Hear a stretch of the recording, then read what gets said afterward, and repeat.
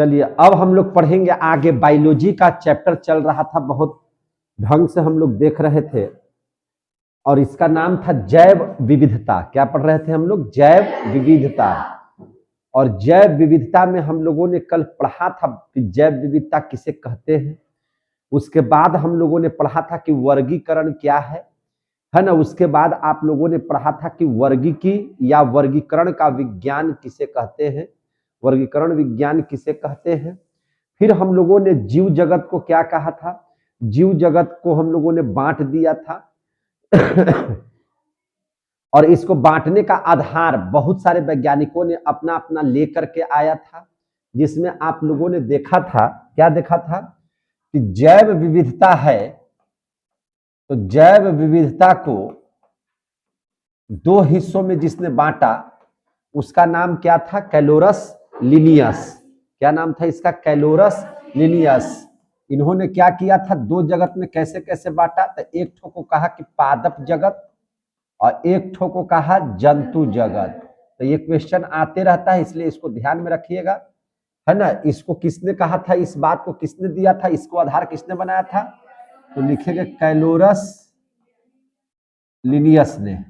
और यही कैलोरस लिनियस थे जिन्होंने, लिनियस है ना, कैलोरस लिनियस ही थे जिन्होंने वर्गीकी का, है ना, जन्म किया। वर्गीकी के बारे में बताया इन्होंने, वर्गीकी बोले तो इन्होंने ही वर्गीकी विज्ञान यानी कि टैक्सोनॉमी की अवधारणा दिया है कि नहीं।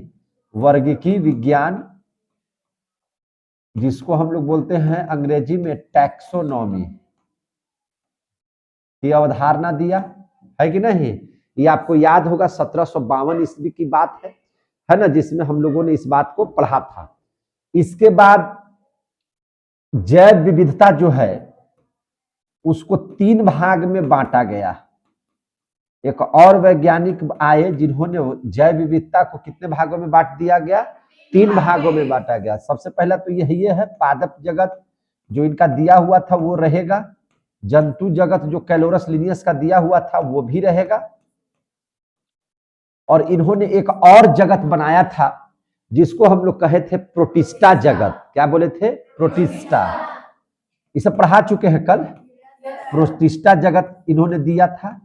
इसको जिन्होंने दिया उसका नाम आप हमको बताइए। तो हैकल ने दिया था। किसने दिया था? हैकल ने दिया था। ये बात आप लोगों ने कल पढ़ा था। किसने दिया था? हैकल ने दिया था 1866 ईस्वी में। कब दिया था? 1866 ईस्वी में। इसके बाद जैव विविधता को 5 भागों में बांटा गया। कितने भागों में बांटा गया? 5 भागों में। 5 भागों में आप देखिएगा तो पहला जगत को कहा गया था मोनेरा, दूसरा जगह को कहा गया था प्रोटिस्टा, उसके बाद तीसरा जगत को क्या कहा गया था? फंजाई, जिसको हम लोग कवक कहते हैं। फंजाई को ही हम लोग क्या कहते हैं? कवक। और इसके बाद ये दोनों था पादप जगत और जंतु जगत। पढ़े थे कि नहीं पढ़े थे? ये 5 जगत में जिन्होंने बताया उसका नाम हमको बताइए। आर.एच. व्हिटेकर, है ना। इनका नाम था आर.एच. व्हिटेकर। ये तो हम लोगों ने पढ़ लिया था। और करीब करीब इनका जो ईस्वी था वह था 1969 ईस्वी में। कब? 1969 ईस्वी में। यहां तक के बारे में हम लोगों ने बढ़िया से जानकारी प्राप्त कर लिया था। और कल ही हम लोगों ने ऐसे भी बनाया था, है कि नहीं, कि जीव जगत है। देखिए ध्यान से, क्या हम लोगों ने बनाया था उसको जरा समझिए। ये सबको तो हम लोगों ने पढ़ लिया था। और एक चीज और हम लोगों ने पढ़ा था, याद है कि नहीं है, देख लीजिए कि जीव जगत जो है उसको हम लोग 2 हिस्सों में बांटे थे। कितने हिस्सों में बांटे थे? 2 हिस्सों में। जीव जगत को नहीं, जैव विविधता को। जैव जो विविधता था उसको हम लोगों ने कितना भागों में बांटा था? 2 भागों में।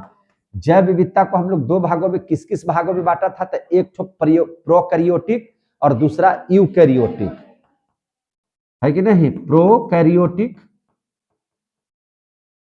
और दूसरा था क्या चीज? यूकैरियोटिक। याद है? अब देख लीजिए तो जरा सा, प्रोकैरियोटिक उसको कहेंगे जिसमें केंद्रक झिल्ली नहीं है ना, केंद्रिका नहीं है, केंद्रक नहीं है, माइटोकॉन्ड्रिया वगैरह ये सब कुछ नहीं है, ये सब पढ़ाए थे ना कल है। तो जिसके अंतर्गत में हम लोगों ने किसको रखा था, तो मोनेरा जगत को रखा था। इसके अंतर्गत में हम लोगों ने किसको रखा था, मोनेरा जगत को, याद है, मोनेरा जगत को रखा था।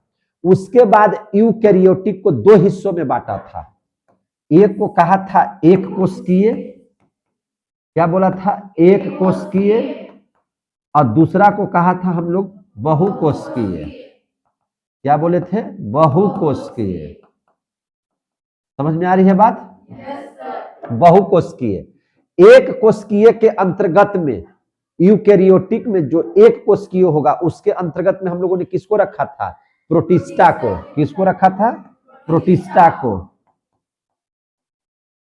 किसको रखा था, प्रोटिस्टा को। अब बहुकोशिकीय के अंतर्गत में इसको भी हम लोगों ने बांट दिया था। बहुकोशिकीय को हम लोगों ने बांटा था किस आधार पर, तो एक में जिसमें कोशिका भित्ति है और एक जिसमें कोशिका भित्ति नहीं है, याद है। तो एक को लिखेंगे कि जिसमें कोशिका भित्ति नहीं है, कोशिका भित्ति नहीं है, और एक को बांटे थे जिसमें कोशिका भित्ति है, कोशिका भित्ति है कि नहीं, इस आधार पर बांटे थे। और याद कीजिए कि जिसमें कोशिका भित्ति मौजूद है उसको हम लोग रखे थे जंतु जगत को। अरे कोशिका भित्ति है उसमें हम लोग रखे थे किसको, पादप जगत को। किसको रखे थे, पादप जगत को, है कि नहीं। कोशिका भित्ति नहीं है उसमें भी दो चीजों को हम लोगों ने रखा था। कोशिका भित्ति नहीं है उसमें हम लोगों ने किसको रखा था, जंतु जगत को। किसको रखा था, जंतु जगत को। जिसमें कोशिका भित्ति है उसको दो भागों में बांटा था, एक जो प्रकाश संश्लेषण करता है और एक जो प्रकाश संश्लेषण नहीं करता है ना। एक ठो को हम लोग लिखे थे कि प्रकाश संश्लेषण नहीं करने वाला, प्रकाश संश्लेषण नहीं करने वाला, नहीं करने वाला। और एक को लिखे थे क्या चीज, प्रकाश संश्लेषण करने वाला, करने वाला। तो प्रकाश संश्लेषण जो नहीं करेगा उसमें हम लोग रखे थे किसको, फंजाई को, जिसको हम लोग कवक भी बोले थे। किसको रखे थे, फंजाई, इसी को हम लोग क्या बोलते हैं, कवक। और प्रकाश संश्लेषण जो करेगा उसको हम लोग बोलते हैं पादप जगत। इसको क्या बोलते हैं, पादप जगत। यहां तक का मैटर समझाए थे कि नहीं समझाए थे? और यहां तक आप लोगों को बहुत अच्छे से समझ में भी आ गया था क्या, नहीं आया था क्या? अब हम लोग पढ़ लेंगे सबसे पहले, सबसे अंतिम में है पादप जगत। तो अब यही से शुरू करते हैं। अब कहां से शुरू करते हैं, पादप जगत से। तो अब देख लीजिए हम लोग पढ़ लेते हैं पादप जगत। क्या पढ़ लेते हैं, पादप जगत। पादप जगत, पादप जगत बोले तो क्या चीज, देखिए पादप माने होता है पेड़ पौधा, पेड़ पौधा के जगत को ही हम लोग क्या बोलते हैं, पादप जगत बोलते हैं। पादप जगत को हम लोग दो हिस्सों में बांटेंगे। कितने हिस्सों में बांटेंगे, दो हिस्सों में। देखिए ध्यान से कैसे बांटेंगे वो ध्यान से समझिएगा। पादप जगत दो हिस्सों में बटेगा। एक को कहेंगे अपुष्पभीद, क्या बोलेंगे, एक को कहेंगे अपुष्पभीद, अपुष्पभीद, और एक को कहेंगे हम लोग पुष्पभीद। क्या बोलेंगे इसको हम लोग, पुष्पभीद, है ना। यानी कि इसको कहेंगे अपुष्पभीद और इसको कहेंगे पुष्पभीद। हालांकि आप लोगों को बायोलॉजी के किताब जब पढ़िएगा तो उसमें लिखा हुआ मिलेगा क्रिप्टोगैम्स। क्या मिलेगा, क्रिप्टोगैम्स। तो इसी को क्या बोलते हैं, क्रिप्टोगैम्स। क्रिप्टोगैम्स जो हो गया से अंग्रेजी नाम हो गया, और हिंदी में कहेंगे इसको क्या चीज, अपुष्पभीद। उसी प्रकार से पुष्पभीद का आपको मिलेगा, आपको किताब में फेनोरोगेम्स। क्या मिलेगा? फेनोरोगेम्स। बहुत जगह आप लोगों ने लिखा हुआ देखा होगा। तो इसको क्या कहेंगे? फेनोरोगेम्स। उसको हिंदी क्या होता है? पुष्पभीद। आ गया समझ में? अपुष्पभीद का मतलब क्या हो गया? अपुष्पभीद। तो सबसे पहले समझ लीजिए कि अपुष्पभीद जिसमें पुष्प ना हो, जिसमें पुष्प क्या हो? ना हो। तो हम कह सकते हैं कि जिसमें पुष्प ना हो, यानी कि फूल ना हो। फूल ना हो को क्रॉस कर दिए, फूल ना हो उसको क्या कह दिए? क्रॉस कर दिए। ध्यान से समझते जाइए, बहुत आसान है, ये नहीं कि बहुत हार्ड है। अपुष्पभीद का मतलब क्या हो गया? जिसमें फूल ना हो। अच्छा एक चीज बताइए, जब फूल नहीं होगा तो फल बनेगा क्या? तो जब फूल है ये नहीं है तो निश्चित है कि फल भी नहीं होगा। और जब फल नहीं होगा तो फिर बीज भी नहीं होगा, और फल के अंदर में बीज रहता है। तो फल, फूल है ये नहीं है, फल है ये नहीं है, तो निश्चित है कि बीज भी नहीं होगा, बीज भी इसका नहीं होगा। आ रहा है समझ में जो बोल रहे हैं? सो और इसका मतलब समझ लीजिए, फेनोरोगेम्स का मतलब क्या हो जाएगा? देखिए, यानी कि यह अविकसित हो गया। इसमें न फूल का विकास है, न फल का विकास हुआ, न हम लोगों को यहाँ पे बीज का विकास हुआ है। लेकिन पुष्पभीद, पुष्पभीद का मतलब होगा जिसमें फूल है, जिसमें फूल है, पुष्प है। फूल होगा तो है कि फल भी होगा, अब फल है तो बीज भी होगा, यानी कि यह है विकसित। यह क्या है? विकसित। क्लियर हो गया? ये क्या हो गया? विकसित। ये क्या हो गया? अविकसित। अब हम लोग क्रिप्टोगेम्स को एक काम कीजिए, तो इसको हम यहां पर भी लिख दे तो क्यों, कोई दिक्कत? ये बगल में भी लिख देते हैं कि फूल नहीं है, फल नहीं है ना, और बीज नहीं है। अब यहां पे आया क्रिप्टोगेम्स। तो क्रिप्टोगेम्स को भी 3 भागों में बांट करके पढ़ेंगे, है कि नहीं? इसको भी हम कितना भाग में बांट कर पढ़ेंगे कि क्रिप्टोगेम्स को ही क्या बोलते हैं? अपुष्पभीद। तो इसको हम लोग 3 भाग में बांट देते हैं। तो 3 भाग में, इसको भी बगल में लिख देते हैं, इसको भी क्या लिख देते हैं? बगल में, कि फूल है, फल है और बीज है। समझ में आ रही है बात ना? जब बढ़िया से हम आपको पादप जगत पढ़ा लेंगे, क्योंकि कल तो हम लोगों ने मुनेरा जगत पढ़ा दिया था, कल हम लोगों ने आप लोगों को माने फंजाई जगत भी पढ़ा दिया था, आप प्रोटिस्टा तीनों पढ़ लिए थे। आज हम लोग पढ़ रहे हैं क्या चीज? पादप जगत। हम लोग क्या पढ़ रहे हैं? पादप जगत। तो पादप जगत को हम लोगों ने कितना भाग में बांटा? 2 भाग में, अपुष्पभीद और पुष्पभीद, जिसको हम लोग अंग्रेजी में क्रिप्टोगेम्स और फेनोरोगेम्स कहते हैं। अपुष्पभीद का मतलब हो गया जिसमें फूल नहीं हो, फल नहीं हो, बीज नहीं हो। अब पुष्पभीद का मतलब हो गया कि जिसमें फूल विकसित हो, फल भी विकसित हो और बीज भी विकसित हो। आ रहा है समझ में ना? अब देख लीजिए, क्रिप्टोगेम्स को हम लोगों ने 3 भागों में बांटा। 3 भागों में जो बांटा, उसका सबसे पहला जो भाग होगा, जिसके बारे में आप सुने होंगे, थैलोफाइटा का नाम। किसका नाम सुने हैं? थैलोफाइटा। तो एक भाग हो गया जिसको हम लोग कहते हैं थैलोफाइटा। क्या पढ़ रहे हैं? थैलोफाइटा। दूसरा जो हो गया उसको हम लोग कह देंगे ब्रायोफाइटा। क्या बोलेंगे इसको? ब्रायोफाइटा। और जो तीसरा होगा, तो तीसरा को हम लोग बोलेंगे टेरिडोफाइटा। क्या बोलेंगे? टेरिडोफाइटा। टेरिडोफाइटा। अब इसमें देखिए एक चीज, एक बात को समझ लीजिए। सबसे पहले इस बात को समझ लीजिए बढ़िया से कि थैलोफाइटा जो होगा वो एकदम में विकसित नहीं होगा, ये उससे थोड़ा सा ज्यादा विकसित होगा। ई इसकी दोनों की तुलना में ज्यादा विकसित होगा। इसके जितने भी एग्जाम्पल होंगे वो सब जलीय होगा। वो सब क्या होगा? जलीय। ये सब जलीय के अंतर्गत में आ जाएगा।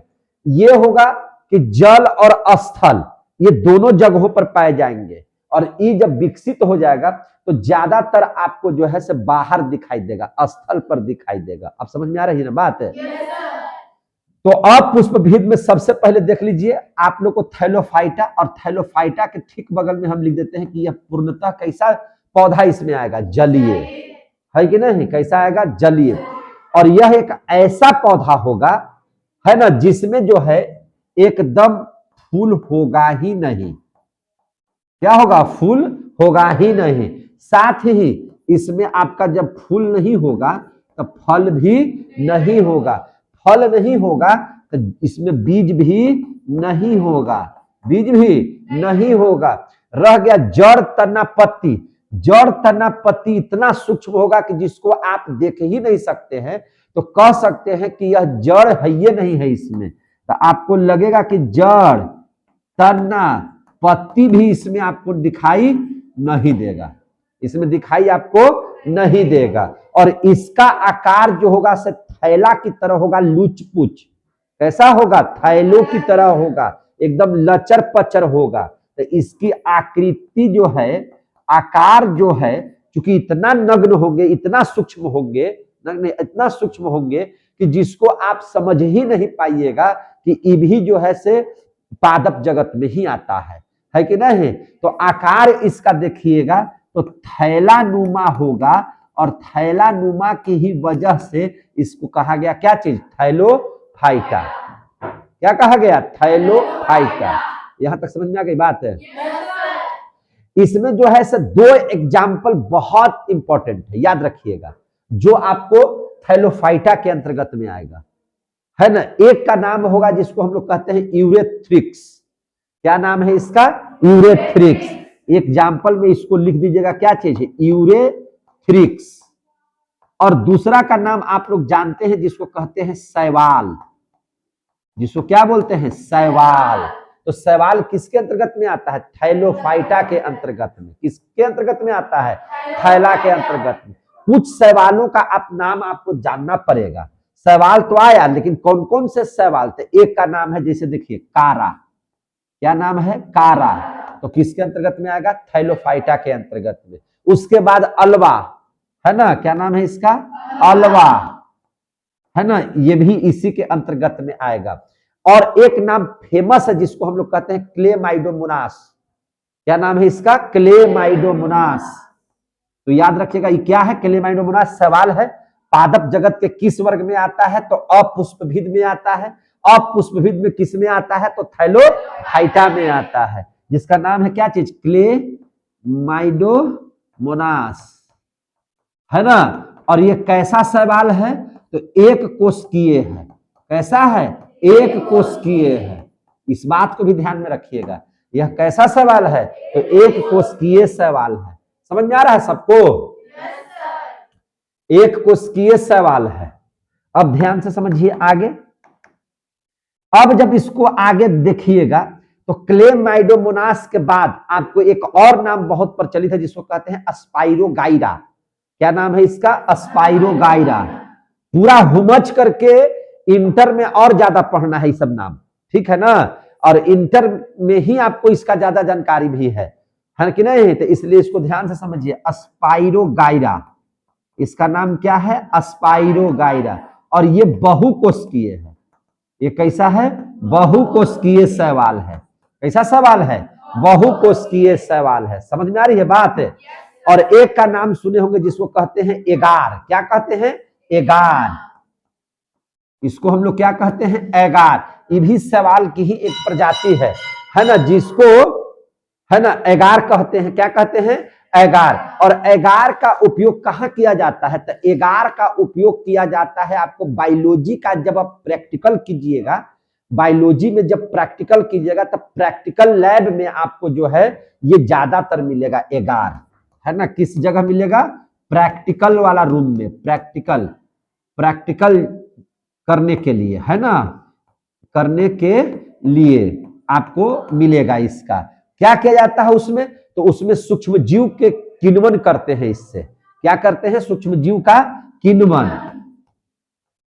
है ना। सूक्ष्म जीवों का क्या करते हैं, सूक्ष्म जीवों का किण्वन। समझ में आ रही है बात, सूक्ष्म जीवों का किण्वन करते हैं। यह हमें कैसे प्राप्त होता है, तो लाल शैवाल से प्राप्त होता है। यह हम लोगों को कैसे प्राप्त होता है, लाल शैवाल से। यह हमें लाल शैवाल से प्राप्त होता है।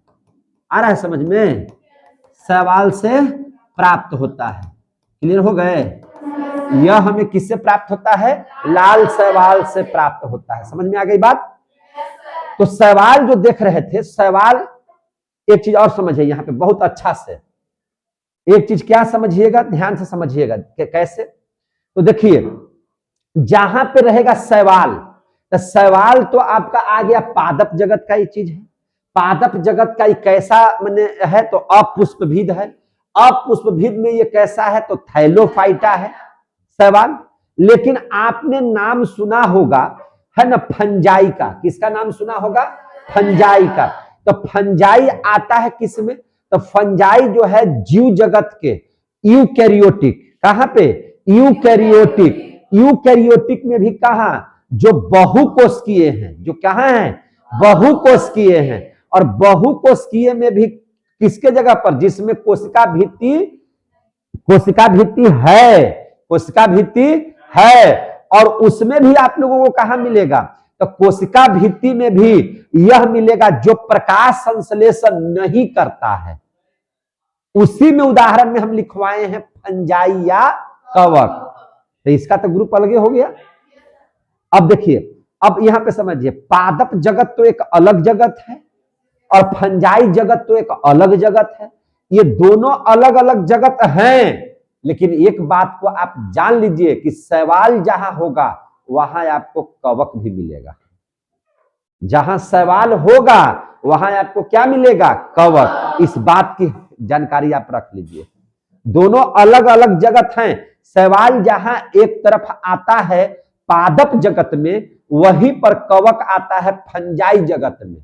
आता है कि नहीं आता है? लेकिन दोनों जब भी मिलेगा तो जहां रहेगा शैवाल वहां रहेगा कवक। समझे कि नहीं? तो याद रखिए, तो दोनों रहेंगे कहां? एक जगह, और बिल्कुल पति पत्नी की तरह रहेंगे। कैसे रहेंगे? पति पत्नी की तरह रहेंगे। आ रहा है समझ में? दोनों कैसे रहेंगे? पति और पत्नी की तरह रहेंगे। इसलिए याद रखें, ये इंपॉर्टेंट चीज है कि देखिए ध्यान से, क्या हम बोल रहे थे, तो ध्यान से क्यों देखेंगे? तो इसलिए देखेंगे कि देखिए कि दोनों जब एक ही जगह है तो इसका मतलब क्या हुआ? इसका मतलब यह हुआ कि शैवाल हमको कहां मिलेगा? जहां पर कवक भी होगा, जहां पर कवक भी होगा। इस बात को समझ में आ गया बात? होता क्या है देखिए, कवक प्रकाश संश्लेषण नहीं करेगा। कवक प्रकाश संश्लेषण नहीं करेगा। प्रकाश संश्लेषण जब नहीं करेगा यानी कि यह अपना भोजन नहीं बनाएगा। यह अपना भोजन नहीं बनाएगा। समझे कि नहीं? तो लेकिन सवाल क्या करेगा? यह प्रकाश संश्लेषण करेगा। क्यों करेगा? क्योंकि इसके अंदर में क्लोरोफिल है। इसके अंदर में क्या है? क्लोरोफिल। इसके अंदर में क्या है? क्लोरोफिल। क्लियर हो रहे हैं? क्या इसमें क्लोरोफिल है? नहीं है। क्लोरोफिल नहीं है। इसमें क्लोरोफिल नहीं है। क्योंकि भैया हम आपको पढ़ाए हैं कि कोशिका भित्ति तो है लेकिन यह प्रकाश संश्लेषण नहीं करता है। पहले ही बता दिए, कल ही बता दिए थे। समझे कि नहीं? तो इसमें क्लोरोफिल नहीं है। और जिसमें भी रहेगा क्लोरोफिल वह प्रकाश संश्लेषण करेगा। वह क्या करेगा? प्रकाश संश्लेषण। और प्रकाश संश्लेषण करेगा तो निश्चित तौर पर क्या बनाएगा? भोजन का निर्माण करेगा। क्या निर्माण करेगा? भोजन। क्या चीज का निर्माण करेगा? भोजन का। तो जो भी भोजन बनेगा वह कवक को भी देगा। वह क्या देगा? कवक को भी देगा। समझ में आ रही है बात ना? ये कवक को भी देगा और कवक इसके लिए पूरी सामग्री तैयार करेगा, लेकिन भोजन बनाने की क्षमता इसमें नहीं है कि नहीं? तो सब सामान ले आकर के क्या देता है? पति देता है। तो ये हो गया पति। और जब भोजन बना करके देगा उसको कहेंगे पत्नी। तो सवाल क्या हो गया? पत्नी। आ गया समझ में? तो ये पूरा क्या करेगा? जुटाएगा। जुटाने के बदले इसको क्या मिलेगा? भोजन। जुटाने के बदले इसको क्या मिलेगा? भोजन। समझ में आ रहा है बात? समझ में आ रहा है ना बात? जितना भी पानी तानी सब कौन जमा करेगा? कवक। नमी उमी सब कौन जमा करेगा? कवक। और ये प्रकाश संश्लेषण क्रिया करके क्या बना देगा? भोजन। और भोजन बनाने के बाद किसको दे देगा? कवक को। भोजन बनाने के बाद किसको दे देगा? कवक को। यहां तक समझ में आ गई बात है? तो किसको दे देगा? कवक को। समझ में आ गई बात? तो इन दोनों को ही ये जब दोनों आपस में एक साथ रहते हैं तो इन दोनों को आपस में एक साथ रहने की प्रक्रिया को लाइकेन कहते हैं। क्या कहते हैं? लाइकेन। तो इसको क्या बोलेंगे? लाइकेन। आ गया समझ में? जब ये दोनों साथे पाए जाएंगे तो इसको क्या बोलेंगे? लाइकेन। इन दोनों के संबंध को है ना हम लोग क्या बोलते हैं? लाइकेन। और कैसा संबंध है? तो सहजीवी संबंध है। वो उसको मदद कर रहा है और वो उसको मदद कर रहा है। सवाल कवक को मदद कर रहा है, कवक सवाल को मदद कर रहा है। तो इसको हम लोग कैसा संबंध कहेंगे? सहजीवी संबंध। तो इन दोनों के बीच में कैसा संबंध बनता है? सहजीवी। तो लिख देते हैं, इस बात को लिख दे कि इन दोनों के संबंध को सहजीवी संबंध कहते हैं। इन दोनों के संबंध को है ना क्या कहते हैं? सहजीवी संबंध कहते हैं। कैसा संबंध कहते हैं? सहजीवी संबंध कहते हैं। कोई दिक्कत है तो बोल दीजिए। और इन दोनों को एक साथ रहने की प्रक्रिया को क्या कहते हैं? लाइकेन। इन दोनों के एक साथ रहने की प्रक्रिया को क्या कहते हैं? लाइकेन। क्या कहते हैं इसको? लाइकेन। तो क्लोरोफिल है, तो क्लोरोफिल का मतलब क्या हो गया? प्रकाश संश्लेषण होगा। और जो भी प्रकाश संश्लेषण करेगा यानी कि वह क्या हो जाएगा? स्वपोषी। वह क्या हो जाएगा? स्वपोषी। यानी कि अपना भोजन कैसे बनाएगा? स्वयं बनाएगा। प्रकाश संश्लेषण जितने भी लोग करेंगे इसका मतलब है कि वो क्या है? स्वपोषी जीव है। कैसा है? स्वपोषी जीव है। आ गया समझ में?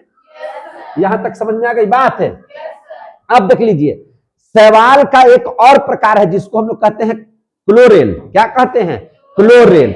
समझे कि नहीं? तो इसमें एक और लिख देते हैं, शैवाल का एक और प्रकार है। शैवाल का एक और प्रकार है, ध्यान समझिएगा, एक और प्रकार है जिसको हम लोग क्या कह सकते हैं? क्लोरेल। है ना? क्या कहते हैं? क्लोरेल। क्लोरेल क्यों महत्वपूर्ण है? तो देखिए, इसमें क्लोरेल में प्रोटीन बहुत ज्यादा होता है। प्रोटीन की मात्रा बहुत है। प्रोटीन का मात्रा बहुत है।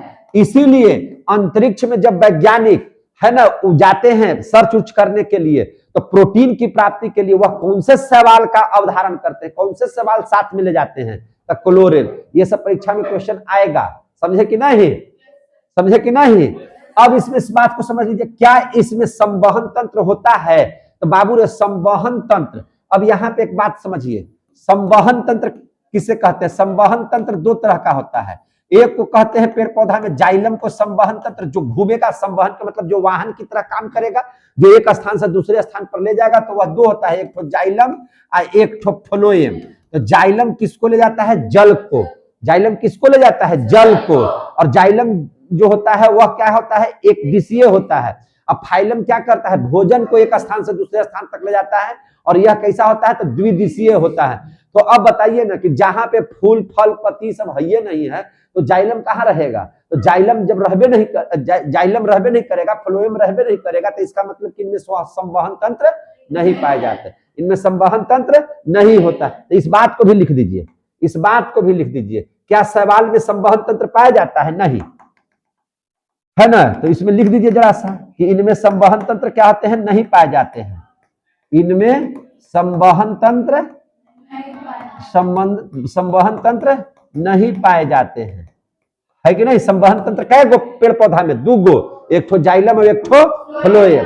तो हम लोग लिख दिए कि संवहन तंत्र नहीं पाए जाते हैं। संवहन तंत्र नहीं पाए जाने का मतलब क्या? जाइलम है नहीं, फ्लोएम है नहीं। क्योंकि इतना सूक्ष्म है कि हम लोग को पता नहीं कि जड़ कने है, तना कने है, पति कने है। जब जड़े तना पति जिसमें विलुप्त हो, देखिए ना साथ साथ, जड़ तना पति विलुप्त हो, जड़ तना पति ही विलुप्त हो, तो उसको हम लोग कैसे हम लोग कहें कि इसमें जाइलम है कि फ्लोएम है कि नहीं? है कि नहीं? इसलिए इसमें कह सकते हैं कि इसमें संवहन तंत्र भी नहीं है। यहां तक समझ में आ गया? तो आपका हम थैलोफाइटा समाप्त करें इधर। अब हम लोग पढ़ लेते हैं ब्रायोफाइटा। अब हम लोग क्या पढ़ लेते हैं? ब्रायोफाइटा। कोई दिक्कत है तो बोल दीजिए। तो अब जरा सा अध्ययन कर लेते हैं हम लोग किसका? ब्रायोफाइटा का। अब बताइए, ये तो पूर्णतः जल में है, जल से बाहर निकल ही नहीं पाता है सब पौधा। ये तो जल से बाहर नहीं निकल पाता है। कौन? थैलोफाइटा, है कि नहीं? यह जल ही में रहता है, जल ही के अंदर में डूबा हुआ रहता है। लेकिन जैसे ही हम लोग पढ़ेंगे ब्रायोफाइटा, तो ब्रायोफाइटा पढ़ेंगे तो ये जो है से आधा कुछ इसका भाग पानी में भी रहेगा और कुछ भाग स्थल में रहेगा, यानी कि इससे थोड़ा सा विकसित हुआ। इससे क्या हुआ? थोड़ा सा विकसित हुआ। और थोड़ा सा विकसित होने की ही वजह से ये प्योर जलीय है, लेकिन यह प्योर जलीय नहीं है, यह जल एवं स्थल, जल एवं स्थल ये दोनों जगहों पर पाया जाता है। जल एवं स्थल ये दोनों जगहों पर पाया जाता है। कोई दिक्कत? अच्छा, हम लोगों को अगर प्राणी जगत पढ़िएगा, जंतु जगत जब पढ़िएगा, तब जंतु जगत में वैसा जीव जो जल और स्थल दोनों में रहता है उसको हम लोग क्या बोलते हैं? उभयचर। और उसमें सबसे सटीक उदाहरण देते हैं मेढक। किसको देते हैं? मेढक। मेढक क्या है? उभयचर प्राणी है। मेढक कैसा प्राणी है? उभयचर। उभयचर क्यों कहते हैं? तो वैसा प्राणी जो जल और स्थल दोनों पर निवास करे उसी को हम लोग क्या कहते हैं? उभयचर। उसी को हम लोग क्या कहते हैं? उभयचर। समझ में आ रही है जो बात बोल रहे हैं? सो उसको हम लोग क्या बोलते हैं? उभयचर। और इसी प्रकार से पादप जगत में ब्रायोफाइटा जो है वह दोनों जगहों पर रहता है, स्थल में भी रहता है और जल में भी है। तो इसको हम लोग अगर कहें कि यह भी पादप जगत का उभयचर है तो कोई गलत तो नहीं होगा? तो कहते भी हैं। तो आपसे क्वेश्चन पूछा जाएगा कि पादप जगत का उभयचर किसको बोला जाता है, तो आप क्या लिखिएगा? ब्रायोफाइटा को। किसको बोलते हैं? ब्रायोफाइटा को। क्लियर हो गए?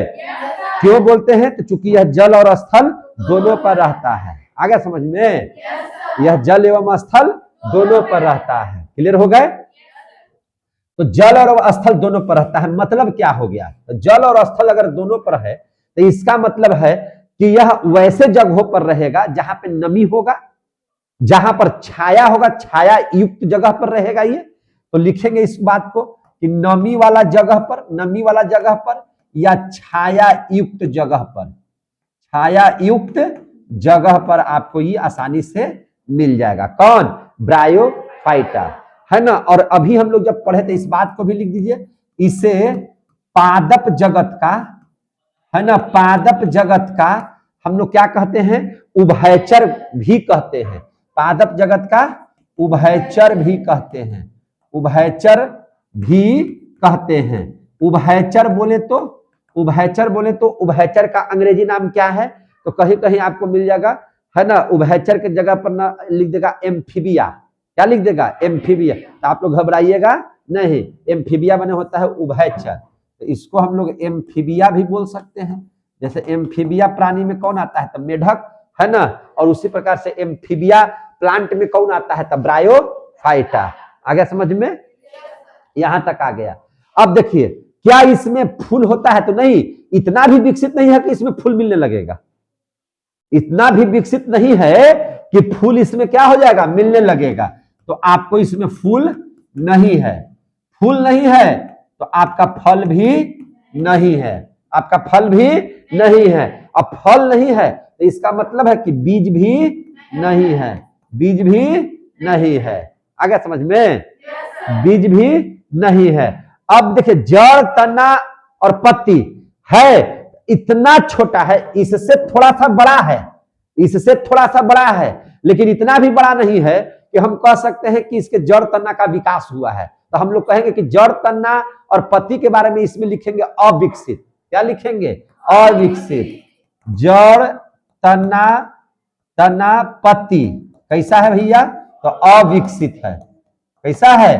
अविकसित है। इतना भी ज्यादा, थोड़ा सा इससे है, थोड़ा सा इससे ज्यादा है, लेकिन इतना भी ज्यादा नहीं है कि हम लोग उसको देख सके, है कि नहीं? अविकसित है। कैसा है? अविकसित है। यहां तक समझ में आ गया? तो अगर ये अविकसित है, जड़, तना, पत्ती, तो संवहन तंत्र क्या होगा? अविकसित होगा। इसमें संवहन तंत्र क्या हो जाएगा? अविकसित। संवहन तंत्र क्या हो जाएगा? अविकसित। क्लियर हो गए? संवहन तंत्र क्या हो जाएगा? अविकसित। क्लियर हो रहा है सब मैटर? अब देख लीजिए, इसका सबसे बढ़िया उदाहरण क्या होगा आपको ब्रायोफाइटा में? तो एग्जांपल में आपको याद रखिएगा मॉस। मौसा से मॉस याद रखिएगा, है ना। क्या याद रखिएगा? मॉस। मार्केसिया, क्या याद रखिएगा? मार्केसिया। और क्या इसका सटीक उदाहरण लिखिएगा? रोसिया, है कि नहीं? क्या लिखिएगा? रोसिया। तो यह सब नाम याद रखिएगा। जो आपको ब्रायोफाइटा के अंतर्गत में मिल जाएंगे। ये सब हम लोग लिखे ब्रायोफाइटा के पादपों का नाम है कि नहीं। तो एग्जाम्पल के तौर पर क्या लिख सकते हैं, मॉस, मार्केसिया, रोशिया, ये जो नाम है ये सब याद रखेंगे आप लोग, समझे कि नहीं। और इसमें अगर नाम पूछेगा थैलोफाइटा में तो दो नाम याद रखिएगा, यूरेथ्रिक्स और सैवाल। सैवाल का नाम पूछेगा तो कारा, अल्वा है ना, अल्वा, क्लेमाइडोमोनास, स्पाइरोगाइरा और एगार, ये सब का नाम याद रखिएगा, है कि नहीं। अब हम लोग पढ़ लेते हैं किसको, टेरिडोफाइटा को। अब हम लोग किसको पढ़ लेते हैं, टेरिडोफाइटा को।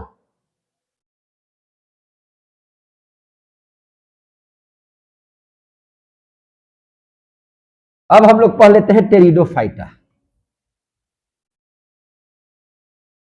अब किसको पढ़ लेते हैं, टेरिडोफाइटा।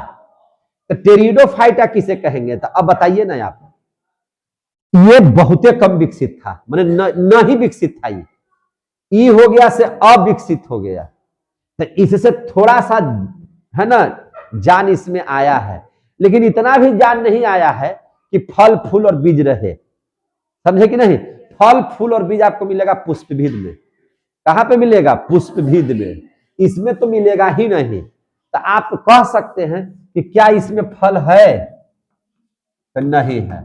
फूल है तो नहीं है, बीज है तो नहीं है। क्लियर हो गया ना, बीज नहीं है, लेकिन जड़, तना, पत्ती अब है। जड़ का विकास हुआ है, तना का विकास, पत्ती का भी विकास हुआ है।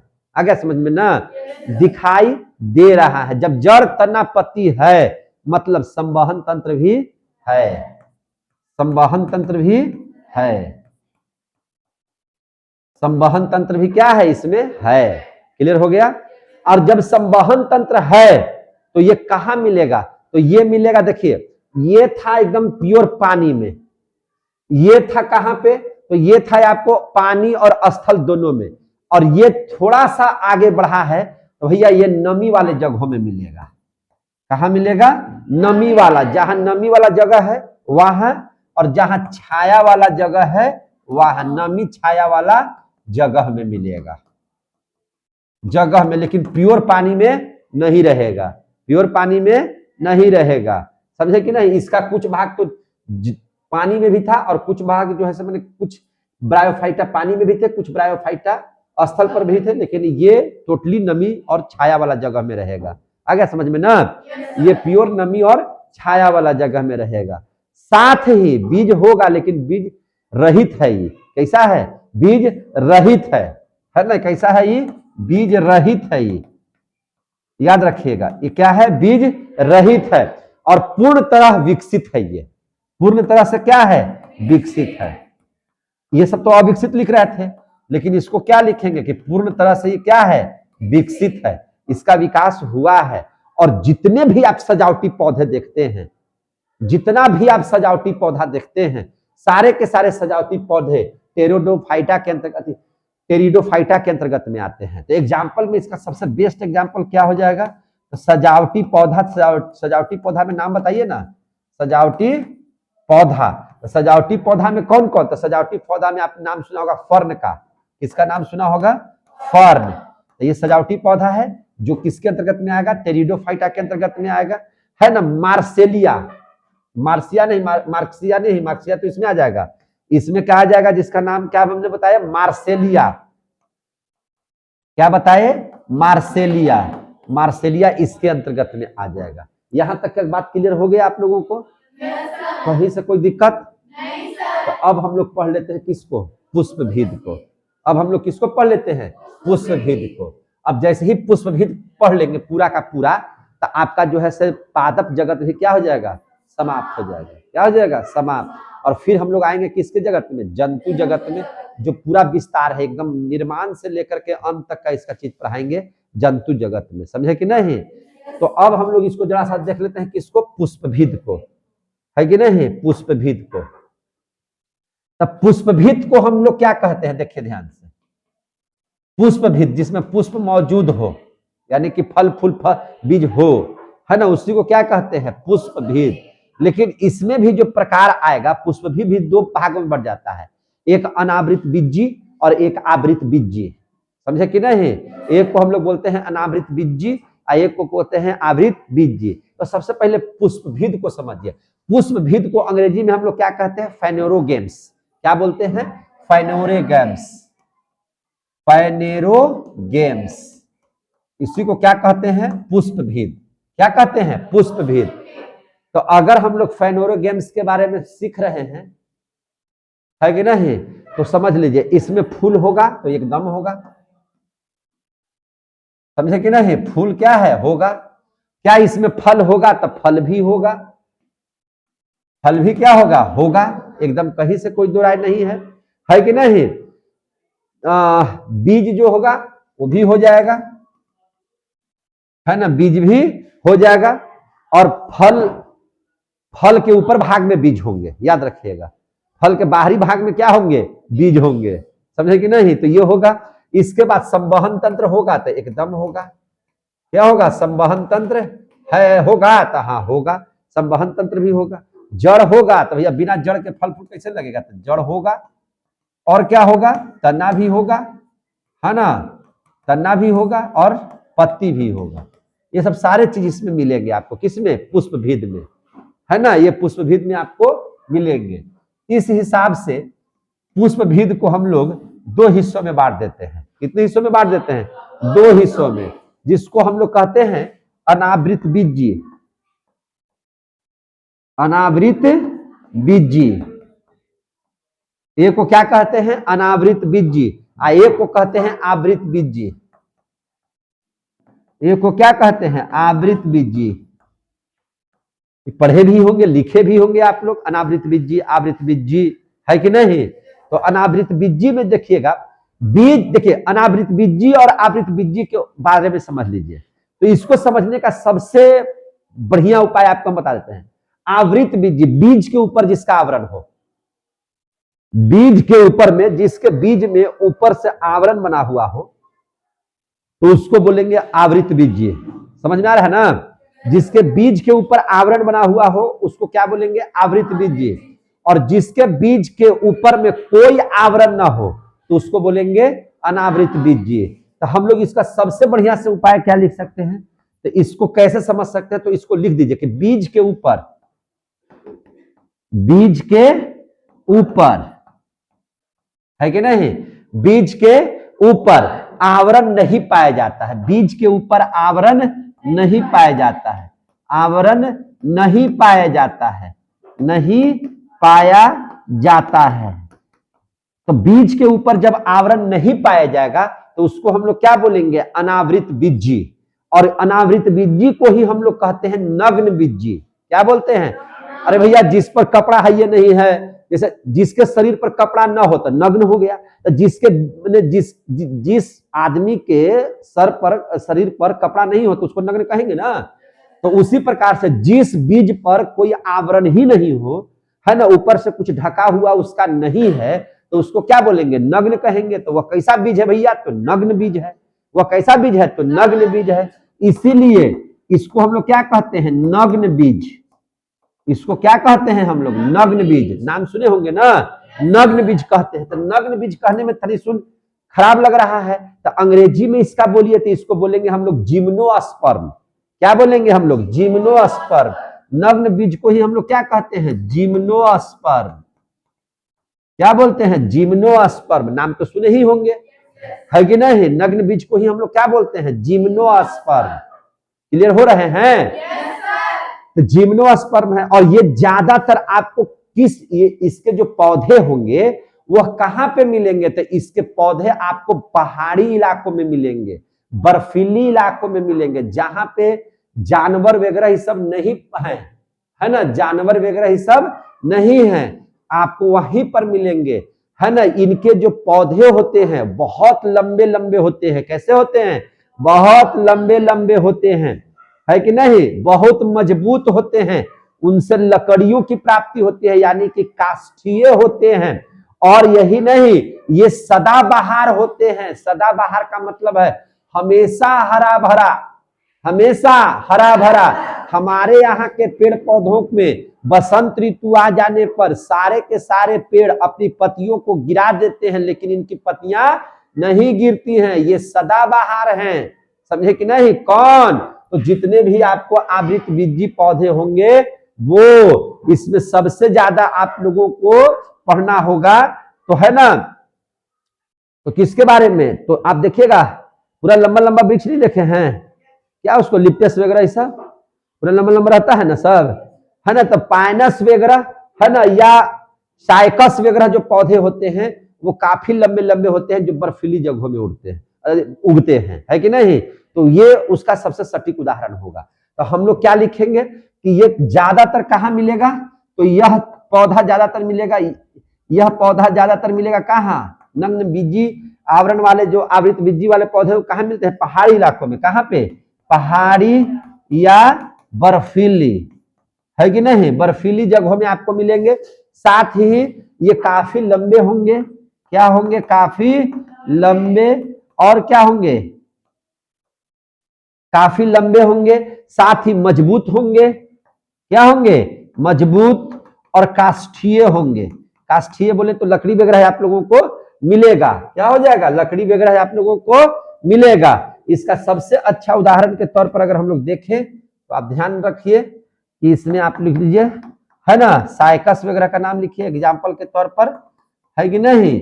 और क्या लिखिएगा, तो साइकस के अलावा जो है पाइनस का भी नाम लिख दीजिए। ये सब जो है आप लोगों को मिलेंगे, और इसके कैसे होंगे, तो सदाबहार होंगे। कैसे होंगे? सदाबहार, हमेशा, है ना, हरा भरा होंगे। कैसे होंगे?